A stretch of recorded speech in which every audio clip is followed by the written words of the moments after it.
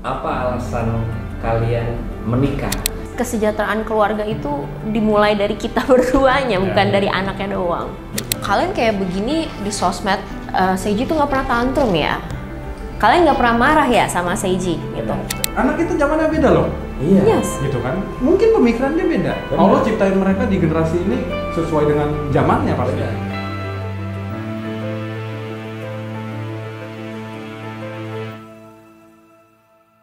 Arda dan Ica, gua kenal dari sebelum kalian bersama.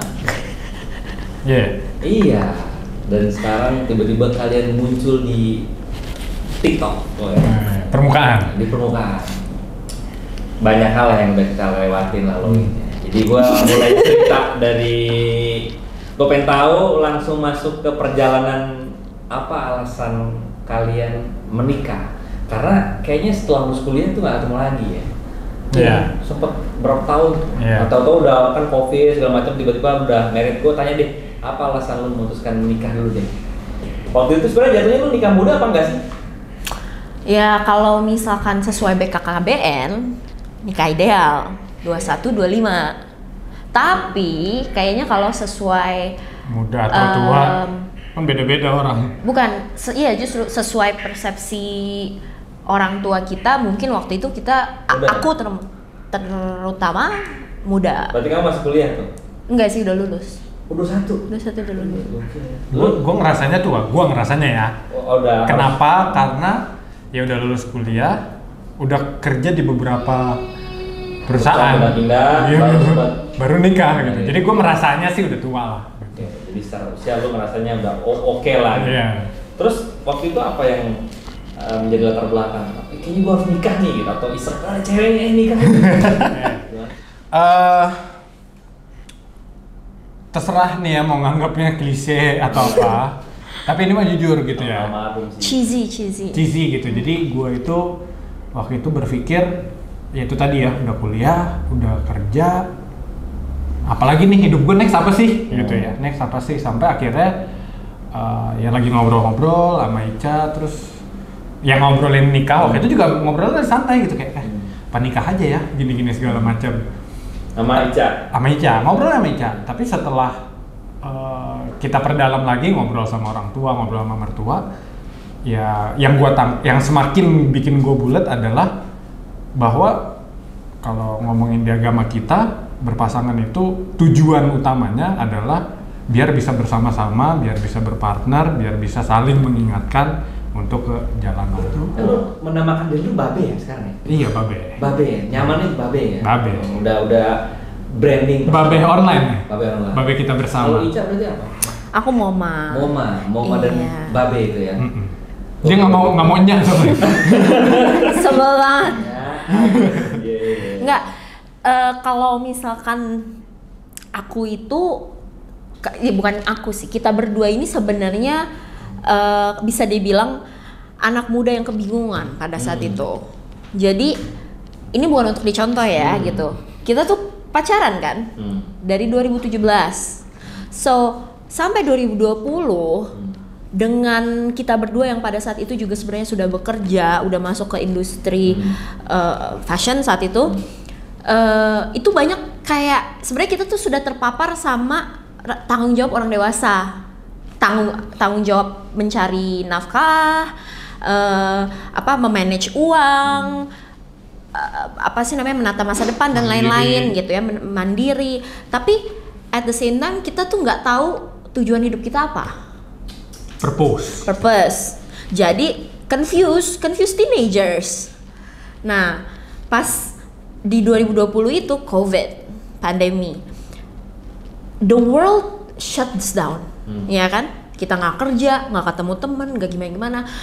Banyak menghabiskan waktu sama diri sendiri masing-masing.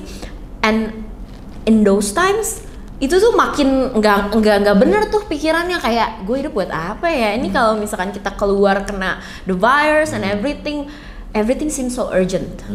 Nah, termasuk kayak oke, yang jelas gue mau melanjutkan hidup, dan pada saat itu partnernya adalah dia, ya kan? kita saling berpartner kan. Nah jadi waktu itu kita tuh diskusi, bukan lamaran. Ngobrol ya. Jadi dia nggak propose, tapi kita ngobrol. Cukup lancar ya sepertinya. Tidak ada sepertinya ya dari cerita itu kayak, kita nikah yuk, ayo gitu. Dari segi apa dulu nih? Lancar kan banyak, misalnya dari budget, atau dari sangat spesifik kan. Gitu.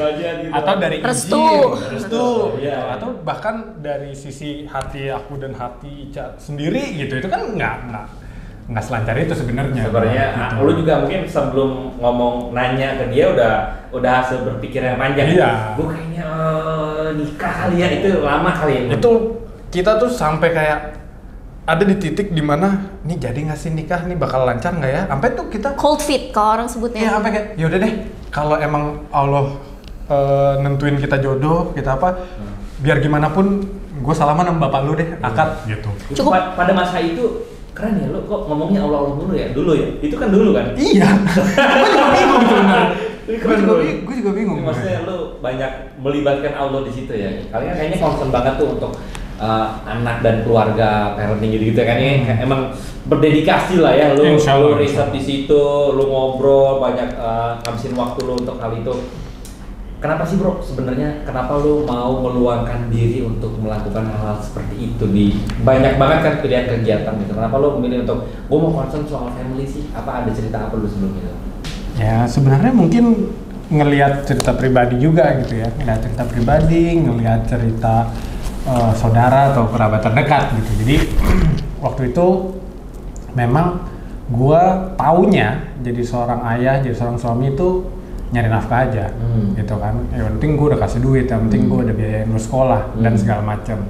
Tapi ada momen dimana kok gue pengen sama anak gue ya di rumah, pengen main. Kok gue ngerasa bersalah ya kalau gue nggak ngajarin dia untuk berdiri, nggak ngajarin dia untuk jalan, atau nanti udah gede gitu nggak ngajarin cara bersosialisasi, cara menghadapi orang lain, cara mengatur emosi dan lain-lain. Di situ gue ada titik ngerasa bersalah gitu kalau gua nggak hadir gitu ya. Jadi itu terus digodok bahkan ke bokap gua sendiri, ke mertua gitu.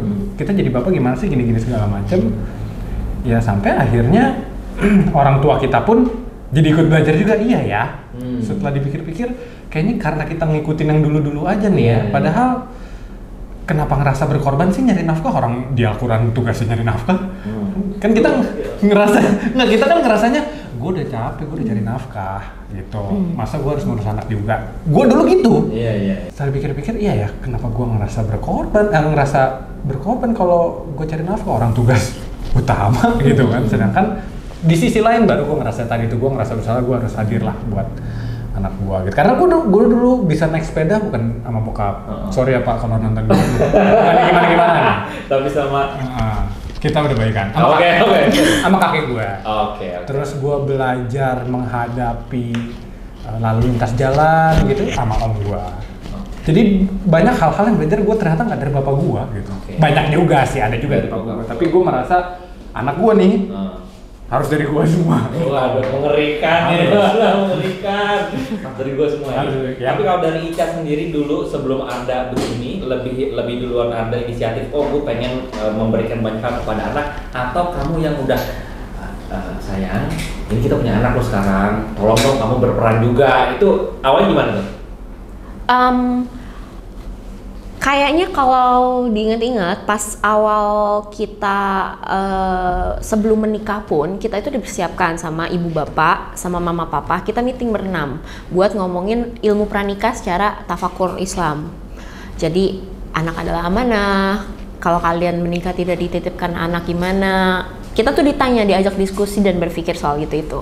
Nah, jadi secara dasarnya banget sebelum menikah tuh kita berdua udah sama-sama punya kesadaran akan hal itu, jadi aku nggak banyak bawel ke dia. Tapi seiring berjalannya kayak fase kehamilan, fase lahiran, terus menyusui, newborn days lah ya, pas anak baru di bawah 6 bulan, itu aku ngerasanya kita itu sempat salah fokus. Kayak aku tuh lebih sering ngajak dia diskusi, dan dia pun kayaknya lebih concern sama tumbuh kembang anak secara A to Z, fisik dan kedokteran gitu. Kayak ini cara anak tidur tuh gimana, susunya apa, bla bla bla bla. Ini dia, jadi pendampingannya dia itu hanya di basic things, gitu. Nah, barulah ketika Seiji 1 tahun ya kayaknya udah mulai merangkak, udah mulai berdiri, udah mulai mama, dada, kita tuh banyak berantem karena apa sih namanya, sudah mulai banyak variabel tumbuh kembang anak dan tumbuh kembang keluarga yang sebenarnya harus disamain persepsinya gitu. Nah itu kayak kelupaan aja, kayak kita tuh nggak spend time untuk duduk diskusi dan bikin roadmap gitu.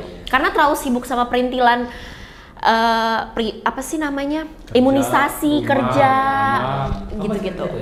At the time aku kerja walaupun WFH, tapi ya kayak nggak kepikiran aja jadinya. Tapi emang nggak segampang itu sih bro ya kan, karena kan mungkin kita juga, gue juga kan nikah langsung punya anak kan gitu, jadi kapan sih belajarnya gitu, gue nggak tahu gitu, tahu-tahu udah hamil, oke, abis hamil mau ngapain bingung. By gitu. doing ya. Anak pertama tuh bingung mau nyiapin apa gitu, gue nggak ada, apalagi gue mungkin yang ini ya agak kurang aware ya gitu, kayak gitu, jadi skip gitu. Ternyata kalian juga mengalami itu gitu, bahkan yang kita lihat kalian sangat concern aja sempat mengalami seperti itu gitu. Kalau sekarang selain dari, maksudnya sekarang sudah punya roadmap dan lain sebagainya, boleh nggak di-share misalkan untuk 5 tahun ke depan lebih kayak gimana sih gitu, kalian tuh pengen anak kalian seperti apa tuh yang diterapin di rumah tuh ke Seiji gimana, karena kita melihat di sosmed kan keren banget ya gitu. Aku dulu, kamu dulu. Aku dulu aja. Boleh. Itu memang dievaluasi terus gitu ya. Jadi kita punya yang per hari, punya yang per minggu. Program ya? Ya, punya yang per bulan, punya yang per tahun. Bukan program, sorry. Dievaluasi diskusi maksudnya. Ya, jadi program utamanya sih jelas sudah buat Allah gitu ya, buat DBAS buat kita bilang ya. Di dunia bahagia, di akhirat surga. Nah, itu tujuan utama. Tujuan utamanya. Turunan-turunannya banyak, kayak misalkan jadi suami gimana, jadi istri gimana, jadi anak gimana, karena kita partner, juga mertua dan orang tua. Kita harus apa kewajibannya dan hak apa yang kita perlu dapat. Nah itu kita biasanya evaluasi tiap hari ini, misalnya tadi kamu gini udah sesuai jalannya belum, udah rasanya gimana, rasanya gimana, apa perlu dibenerin besok, apa kayaknya oke nih kayak gini, besok kita gini lagi gitu. Kalau mingguan, harian tuh santai, cuman kayak ngobrol sambil makan gitu ya. Mingguan, nah itu ada lagi, kita setiap weekend harusnya gini. Bulan ada lagi, bulan apalagi ngurusin ekonomi kan per bulan tuh, ya kan, ngurusin budget ini segala macam tuh per bulan. Kalau mingguan tuh lebih kayak problem that occurs minggu itu sih, kayak misalkan tiba-tiba kesulitan ada kerjaan apa gitu, nah kita ngomongin gitu. Nah itu tuh yang pas di awal kita nggak siapin, bukan nggak siapin ya, kita nggak aware bahwa kesejahteraan keluarga itu dimulai dari kita berduanya, bukan dari anaknya doang. Kalau roadmap yang terpanjang sih masih sampai Seiji akil balik. Itu terpanjang sampai saat ini. Kita belum update lagi setelah akil balik mau gimana. Tapi intinya dari Seiji lahir kemarin, terus nanti ilmu apa yang harus kita sampaikan, kita didik dan segala macem. Kita juga sebagai suami istri gimana, itu kita udah punya ininya lah, schedule sampai Seiji akil balik. Oke, kalau dari pembagian waktu lo dari satu hari itu biasa kapan buat Eiji, kapan buat lu berdua, kapan buat kerja itu ada yang paten atau misalkan bisa nyampainya aja lah. Kalau dulu waktu masih kerja ada, karena gue harus ngantor kan. Gue harus ngantor tuh ada, jadi misalkan gue tuh cuma bisa main sama Seiji pagi sampai berangkat kantor. Kantor udah nggak ada, udah Seiji sama mama tuh tidur siang segala macam sama mama. Pulang kantor kalau lagi nggak lembur ya bisa tuh sama Seiji. Masih kuat tuh ya? Pulang kantor main dulu. Kuat-kuatin. Kuat-kuatin. Capek kan? Ya kalau kadang kalau nggak kuat juga, ya udah. Tapi ntar gue weekend harus full. Ikhtiar lagi lah. Apa maksudnya ngisi lagi lah buat Seiji gitu. Kalau sekarang bisa lebih fleksibel sih, kayak kalau mama yang lagi ada meeting ya udah aja sama babe gitu. Kalau ada babe yang lagi syuting atau lagi apa ya udah sama mama. Tapi kalau udah dua-duanya harus ini nih, Seiji bisa ikut. Sebenarnya kita based on pilihan aja, based on case aja. Kita maunya selalu bertiga. Oke. Tapi ada kondisi-kondisi mama nggak bisa ikut, cuman babe sama Eji, ya udah. Ada kondisi cuman bisa mama sama Eji atau cuman babe sama mama, ya udah Eji titip kakek neneknya dulu. Lebih santai sih ya, bisa diobrolin lah. Iya, Ini salah satu penasaran gue ke teman-teman yang menjadi influencer ini. Yang gue pahami, kita itu akan diuji dengan apa yang kita omongin. Walk the talk. Ya, kalian kan banyak ngomong nih, dan di sosmed. Artinya orang melihat kalian di sosmed, figur apa yang kalian sampaikan, terus nanti orang melihat juga di keseharian. Pernah ada rasa takut gak sih lo? Kayak, aduh gue takut tergelincir di omongan gue sendiri. Every day. Setiap hari. Kita sering banget saling ngingetin buat kayak, ini ada yang komen kayak gini nih. Oke, coba kita tinjau lagi. Niat kita baik nggak nih? Niat kita buat Allah nggak nih? Gitu ya. Karena kalau udah mulai kayak kesel sama komen apa terus jadi nggak ridho gitu misalkan, ya itu kita yang salah, kita yang ngerasa gagal lah ibaratnya gitu. Atau kalau kayak yang tadi ditanya sama Juna, nih sehari-hari misalkan berhasil nggak sih Seiji gitu ya kita ini gitu ya. Iya, maksudnya kayak orang tuh banyak banget kan yang sering nanya, kalian kayak begini di sosmed, Seiji tuh nggak pernah tantrum ya? Kalian nggak pernah marah ya sama Seiji gitu? The reality, Seiji itu anak manusia. Iya, seperti anak yang lain. Mau dikasih makan organik segimana, he poop the same thing. Mau dikasih pengasuhan yang gimana, ketika dia kesel, dia sedih, dia nangis, dia tantrum. So does us. Nah, ini bayi gede nih. Ini bayi gede. Nah, ya bukan maksudnya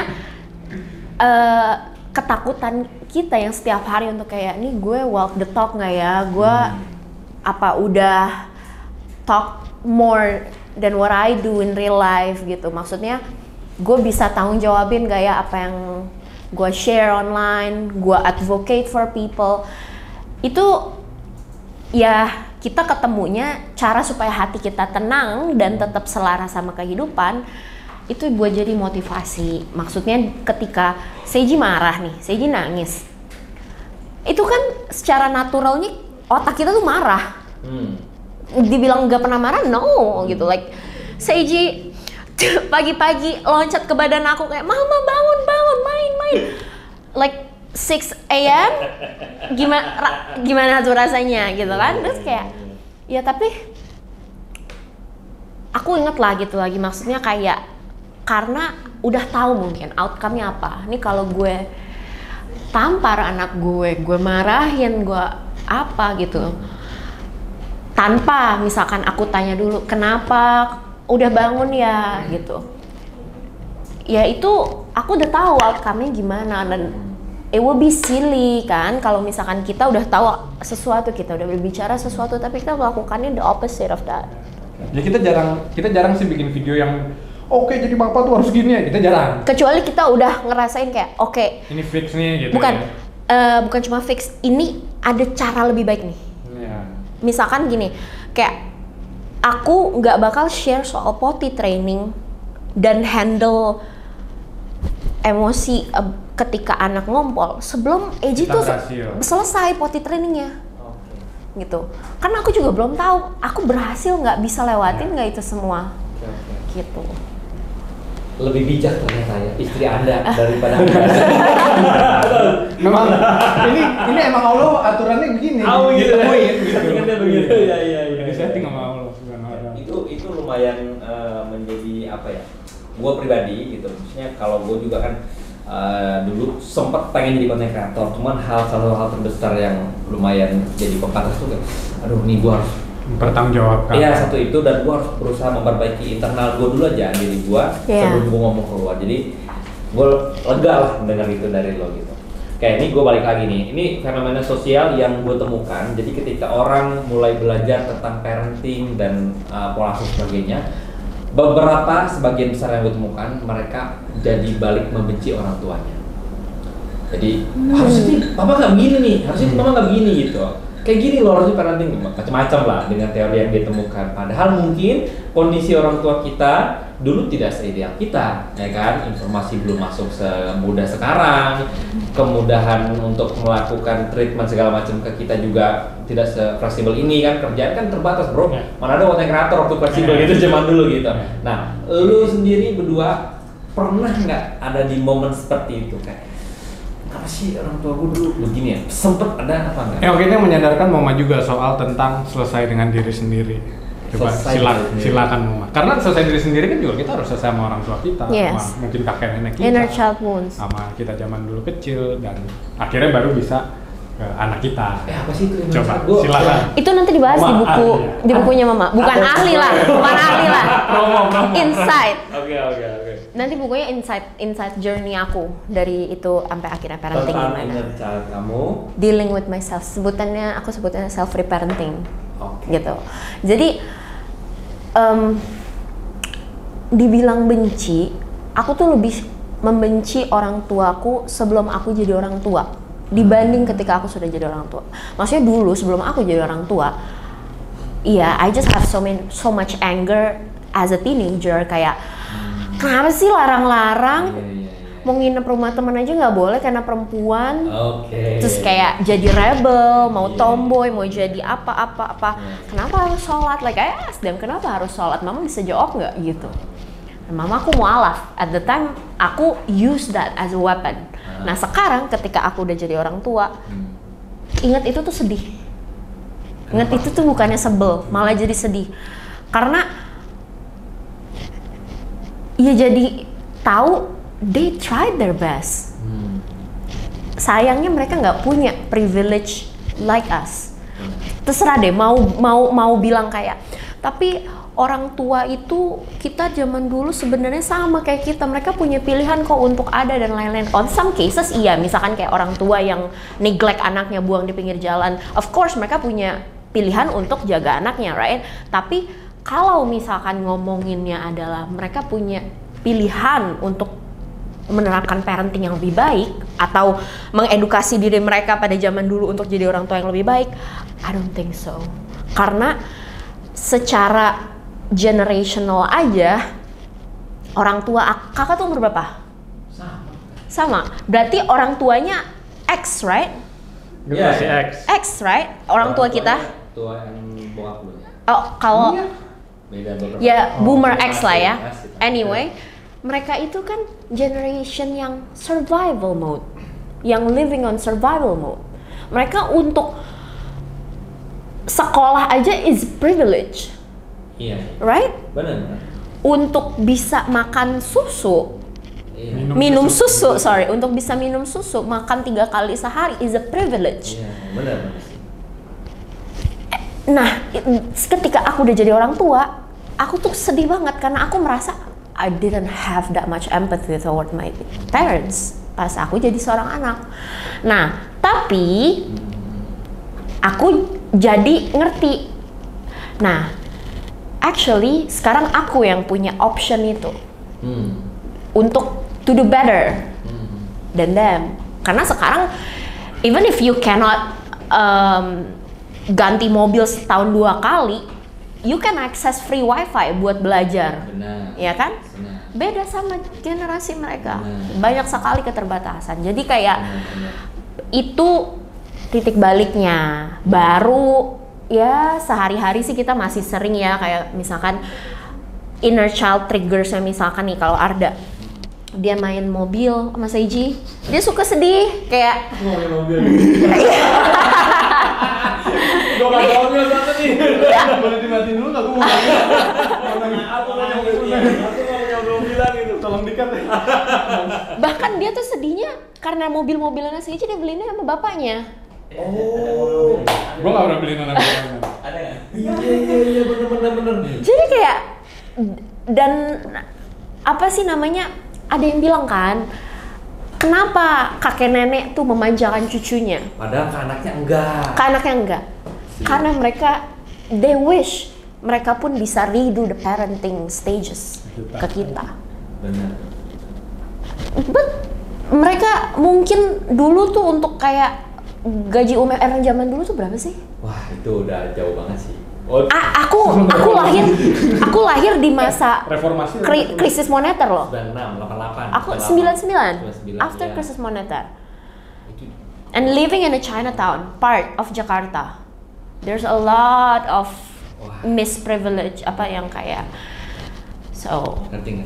Dan sebenarnya sampai hari ini pun masih berjalan parenting orang tua kita ke kita tuh masih berjalan. Iya. Sebenarnya gitu. Bener. Kita pun sebagai anak juga masih berjalan ya sampai sekarang walaupun kita udah punya anak gitu. Iya. Tapi gue masih tetap anaknya mereka nih. Iya. Gitu. Kadang ada beberapa hal kita tanya dan ya sangat beruntung buat teman-teman yang sebelum nikah itu udah bisa open with their parents. Iya. Kebanyakan ada yang setelah baru nikah gitu kan baru bisa, oh ternyata bapak gue asik ini ya gitu kan, ternyata gue bisa ngobrol bisnis ya sama bapak gue gitu kan. Ada juga yang mungkin sampai sekarang masih belum punya niat buat gue ngobrol sama bapak gue ya nggak deh gue bisa sendiri. Nah, itu kan beda-beda gitu. Tapi intinya sampai kapanpun pada detik ini ya itu yang harus diselesaikan gitu, bahwa diri kita mau teruskan jadi itu luka yang akhirnya malah ngerembet ke anak kita dan segala macam, atau ya udah nggak apa-apa jadiin pelajaran. Secara psikologi kita pernah bahas itu sama psikolog anak kita. Jadi dia bilang parenting starts at reparenting. Jadi lu bener-bener bisa istilahnya melepaskan pamrih sama orang tua lu dan benar-benar memberdayakan diri sebagai orang tua itu adalah ketika ya itu tadi lu itu sudah bisa bukan cuman sekedar memaafkan orang tua karena mereka kan sudah membesarkan kita dan lain-lain, tapi memaafkan mereka karena kalau mereka bisa melakukan lebih, mereka pasti melakukan itu. Dan sebenarnya nggak perlu kita balas ke mereka pun, most parents itu datanya ya gitu, mereka feel regretful dan remorseful up until the day they die. Kayak mereka tuh kayak pengen kakak angkat telepon papa sekali aja misalkan, pengen kalau bisa waktu itu sekolahin anak-anak lebih bagus juga mau gitu kan. I think ketika kita bisa lihat mereka sebagai bukan orang tua kita, tapi jadi manusia gitu ya, karena kita udah jadi orang tua nih, kita jadi bisa lebih empathize, right, sama strugglesnya mereka gitu. Aku pas tahu cuci baju tuh susah banget, aku jadi kayak maaf ya dulu ngambil baju tuh berantakan gitu kan, things like that. Gokil, gue punya satu kalimat yang lumayan menjadi penenang pada saat itu ketika gue lagi ada kondisi seperti itu. Dia bilang gini, maafkan orang tuamu sebagaimana kamu ingin dimaafkan anak-anakmu. Iya betul. Yes, indeed. Betul. Indeed. Jadi sebenarnya kita berperilaku baik kepada mereka karena berharap gitu, kita berharap mudah-mudahan nanti anak kita juga memperlakukan kita dengan baik. Ya benar tadi, banyak hal yang mungkin dilalui orang tua kita nggak tahu, mereka nggak cerita, sehingga outputnya ke kita jadi sangat apa sih kan gitu. Kitanya juga mungkin risiko yang belum ngerti ya. Kalau kata psikolog kita itu karena anak itu melihat orang tuanya sebelum mereka dewasa ya, sebelum mereka balik dan 18 tahun lah gitu, anak itu melihat orang tuanya sebagai role model mereka. Gitu. Jadi pasti apapun yang dilakukan sama orang tuanya yang gak sesuai sama hatinya mereka, itu mengecewakan dan mereka jadinya outputnya akan bilang, mama papa tuh gak ngertiin aku. Gitu. And I think understanding, ya udah nggak apa-apa, memang itu bagian dari jadi parents. Aku pun sama Arda sudah mempersiapkan diri untuk kayak if stage is that kalau anak gue udah papa nggak kita tadi setuju gitu kayak quotes dari lu gitu ya, bahwa itu nggak ke orang tua kita aja gitu, itu ke anak kita zamannya beda loh. Iya. Yes. Gitu kan, mungkin pemikiran dia beda. Bener. Allah ciptain mereka di generasi ini sesuai dengan zamannya pasti. Bener. Dan pasti beda gitu. Gue dulu pernah masuk BK dulu tuh di sekolah. Oh iya, guru BK, konseling ya, gitu ya. Pokoknya bandel masuk ya, gitu ya, kan. Guru BK itu di papan tulis para orang tua harap bersabar karena kamu menghadapi mereka di zamannya, bukan di zamanmu. Benar. Iya lagi. Kalau kata Gen Z, iya lagi. Agak bingung. sorry. Dan nggak apa-apa. Sebenarnya good parenting itu bukannya gentle parenting, tiger parenting, or whatever you name it gitu ya. Terus anaknya bakal jadi A to Z. No. Good parenting is loving your kid unconditionally. Udah itu aja.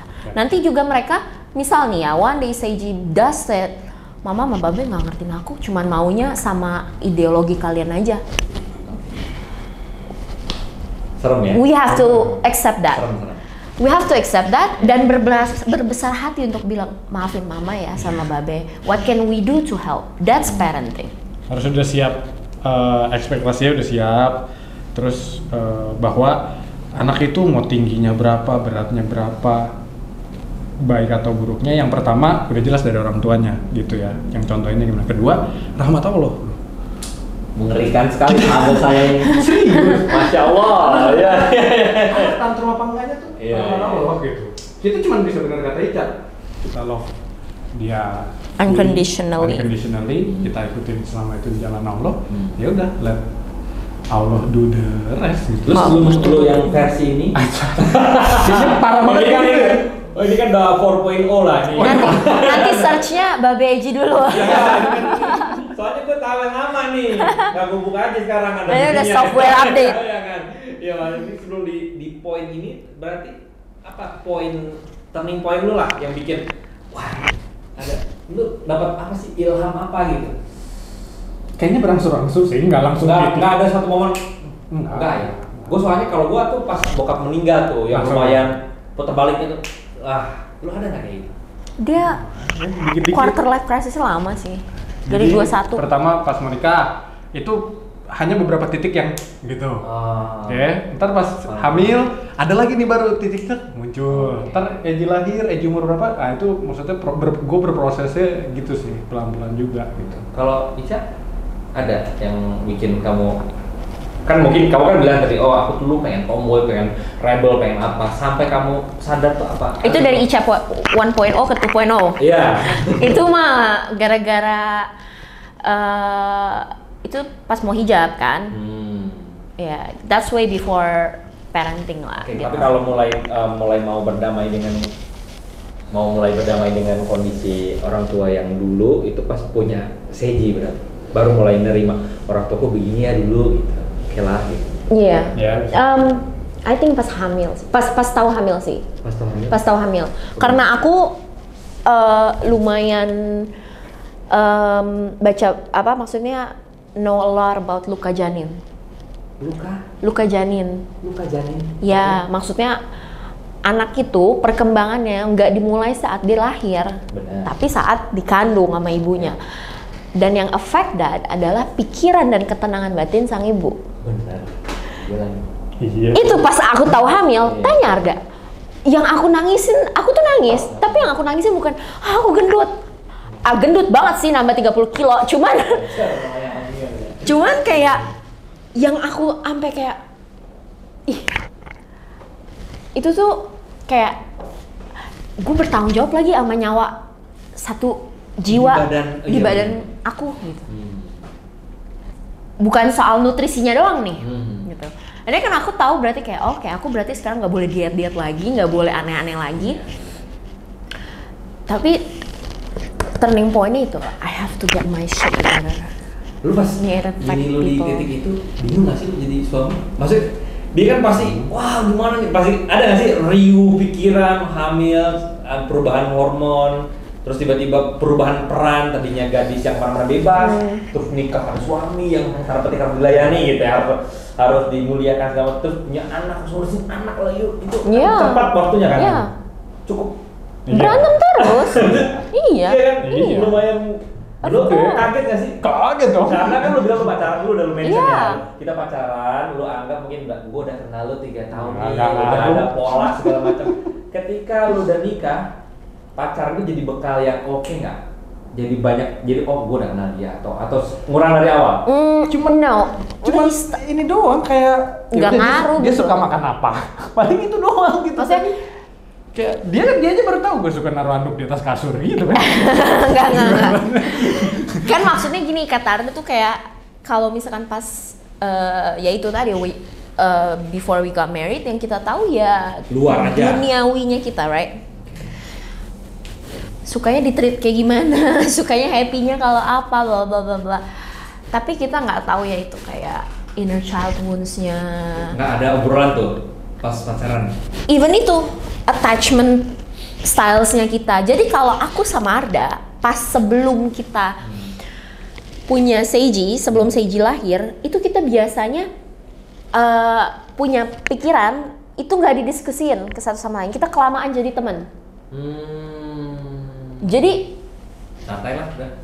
iya gitu. Bukan yang team up, kerja sama partner untuk mencapai satu tujuan gitu. Ya, definitely. Baik, ntar tiba-tiba jadi kayak ya itu fitrah suami dan istri di dalam rumah tangganya itu di-reset ulang. Who is he as my imam? Who am I as the wife? Iya. Gokil juga ya. Sampai gue lebih amazed karena gue mungkin lebih kenal sama Arda ya. Gue lagi dah. Keren. Lu juga kan maksudnya. Ntar beneran dicari loh Arda Bayu zaman dulu. Jangan. Nanti kecewa. Kan di tongkrongan aja, ada di sosmed. Kabarin kalau biru. Kabarin kalau biru. Terus lupa gue mau nanya apa. Oke. Kesimpulannya menurut kalian pacaran itu di luar dari pemahaman agama misalkan, pacaran itu sebenarnya ngebantu nggak sih untuk perkenalan, atau lu mau ngomong apa sih kalau ketemu adik-adik yang lagi pacaran umur 19, ini tuh aku lagi proses untuk nikah, itu lu mau ngomong apa kira-kira kalau boleh disampaikan? Kalau gua kan jelas nih, lu gak usah pacaran, udah kalau mau nikah mah ntar ada cara lain. Aku gitu. duluan ya. Iya boleh. Terlepas agama ini. Iya. Even as a woman, rugi. Sumpah. Anda merugikan dia berarti. Saya tuntut Anda ya. Maksud aku kalau misalkan I can go back nih, aku bisa balik ke Ica yang zaman dulu, terus aku bisa bilang nanti aja, tunggu aja pas nikah. Itu sepertinya banyak sekali kesempatan yang bisa dia explore as a young lady before the time begins, buat dia tuh consider suaminya, buat dia consider anaknya gimana, value-value-nya berkesinambungan gak sama keluarganya. The only good side of pacaran yang tidak menurutku adalah merugikan adalah kita punya the time and place to discuss hopes and wants, needs and preferences gitu. Jadi nggak kaget. Tapi sepertinya kalau banyak ya sebenarnya cara-cara lain kayaknya, ya kan? Kalau untuk berkenalan kan nggak tahu kan pacaran tujuannya apa, itu kan cuma nama kan. Tapi aktivitasnya apa kita nggak tahu. Ya. Nah sekarang dari Arda. Sebenarnya kalian berdua sudah menjawab isi otak gua. Yang pertama, gua sangat setuju bahwa kata pacaran ini buat-buatannya manusia aja gitu. Tergantung aktivitinya. Tergantung aktivitinya. Beberapa followers juga gua pernah jawabin bahwa mereka kayak gimana ya biar nggak tergiur sama pacaran, biar apa segala macam. Tergiur ya. Seperti bisa menggoda sekali pacaran itu. Ya, gua bilang. Itu kan human needs to belong somewhere. Iya, manusiawi, dan gua bilang bahwa ya udah, pertama pacaran itu cuma kata-kata aja gitu. Sekarang maksudnya boleh kok punya temen lawan jenis, teman ngobrol, kerja, apapun itu boleh gitu. Itu dari dulu pun boleh, tinggal kita ikutin secara Islamnya nggak bolehnya apa, misalnya bersentuhan atau apa tatap ya, gua nggak tahu lah kalau detailnya ya, tapi intinya apa tergantung aktivitinya. Dan gue sangat setuju sama Moma bahwa kalau misalnya orang-orang ini yang akhirnya berpasangan, akhirnya nikah, punya anak dan segala macam, mereka bisa berdua bisa ikut kelas pranikah, bisa ngobrol, bisa discuss apa nih roadmap kita setelah nikah. It will be great gitu. Gue pun sama Ica sampai beberapa kali ngobrol sama orang, ternyata kelas pranikah ada ya gitu. Ternyata kelas pranikah, lo baru tahu. Gue tuh baru tahu setelah punya Seiji gitu. Ternyata sama. Iya kan? ternyata roadmap kita bisa bahas planningan kita sebagai suami istri gitu ya. Roadmap itu bisa disiapkan sebelum nikah gitu. Sebelum bahkan misalnya kayak bisnis aja gitu kan. Oke, gue maunya rumahnya di Semarang. Lo di mana? Pamulang. Nggak mau gue, nggak deal. Ya udah cari yang lain gitu kan. Atau misalnya nih gue tengah. Gimana kalau misalnya di Bandung? Oke, deal deh tengah gitu kan. Ya itu kan udah dipersiapin. Nanti sama ahlinya. Jadi kurang lebih nanti selamat datang di Korea dan setelah terima kalian akan gitu. Iya, nanti ada briefing ini? Iya, kalian akan banyak mengorek dan mencari informasi dari banyak pandangan orang tentang pernikahan, keluarga dan lain sebagainya. Mudah-mudahan banyak kebaikan yang orang-orang bisa ambil pelajaran dan hikmahnya. Insya Allah. Dari video nanti, dari cerita narasumber atau dari obrolan kalian, dan semoga kebaikannya nyampe ke semua. Thank you. Amin. Thank you. Thank you.